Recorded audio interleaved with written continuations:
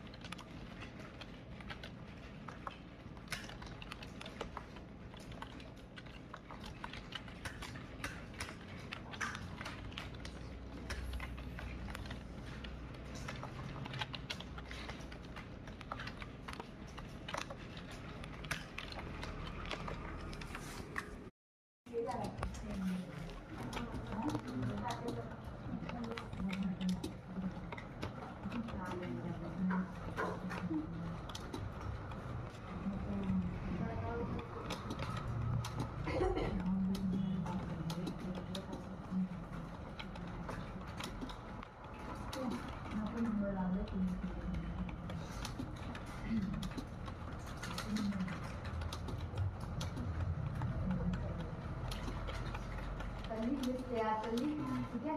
तुझे ओके करना है और इस लिस्ट को सेव कर लेना है, जो भी नाम से तू सेव करना है, ठीक है। जो भी नाम से तुझे सेव करना है, सेव कर लिया। अब इस लिस्ट को जो तूने सेव कर लिया तो उसे बाद में एडिट लिस्ट का लेना, यहाँ से तू एडिट भी कर सकता है और देख भी सकता है कि तूने क्या क्या कर रहा है, ठीक है। जैसे ओके करेगा तो सेव भी जैसे तू यहाँ से एडिट भी कर सकता है।